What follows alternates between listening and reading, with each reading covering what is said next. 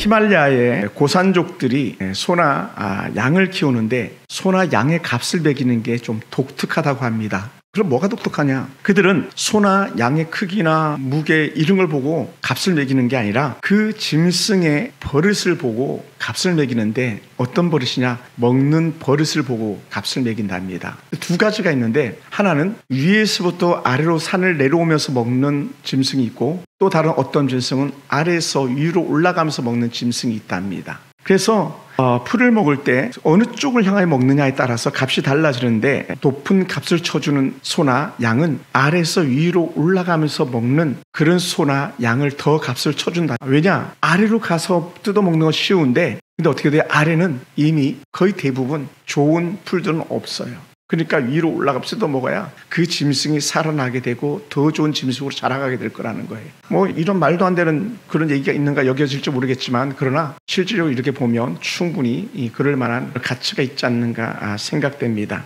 오늘 우리들의 신앙생활도 마찬가지예요. 우리들의 신앙생활은 좀 쉬운 편을 택하느냐 아니면 좀 더 어려운 편을 택하느냐는 거예요. 우리는 신앙생활 하면서 좀 더 쉽게 가길 원하고 좀 더 편하게 가길 원하는 그런 경향이 많이 있습니다. 그게 뭐냐? 좀 더 쉬운 거는 그냥 고난 없이 믿음 생활하고 싶은 거예요. 그냥 두루뭉실 예수 믿는 사람인지 예수 믿지 않는 사람인지 분별이 되지 않는 그런 삶 속에서 여기 가면 여기대로 저기 가면 저기대로 그렇게 쉽게 신앙생활하는 사람인데, 반면에 오르면서 풀을 뜯어먹는 소나 양처럼 위를 향하는 야성이 있고 전투력이 있는 그리스도인들은 그렇게 하지 않는다는 거예요.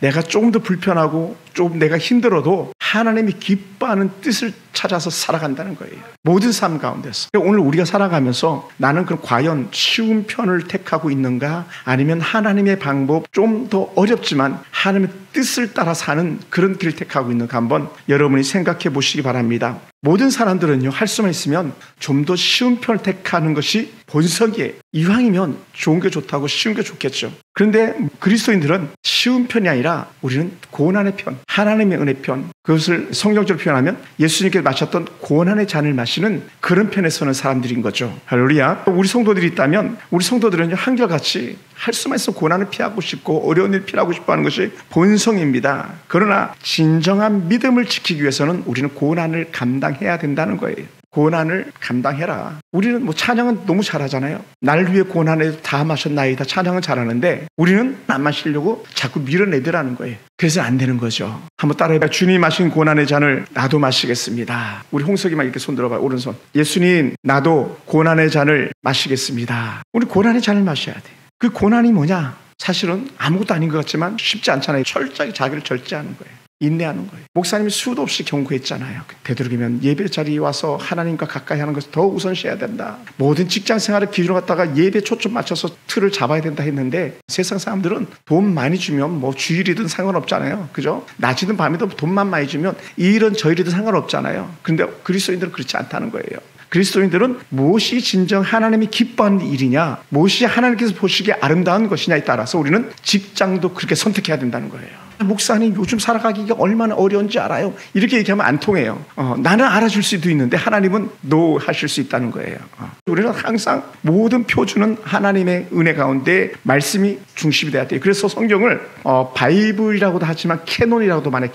캐논이 뭔지 알죠? 영어로 캐논, 대포가 캐논이고, 또 자를 가지고 캐논이라고 말하기도 해요. 이건 뭡니까? 이 대포는요, 쏘는 거리가 정확해야 원하는 목표물을 공격해서 폭격할 수 있어요. 자는 우리가 원하는 지만큼 정확해야지, 내가 잴 때는 요만큼 10cm고 만약 홍색의 재면 이만큼 10cm 그런다면 그건 자가 아닌 거예요. 그래서 성경을 바이블이라고도 말하기도 하지만 캐논이라고도 말하기도 해요.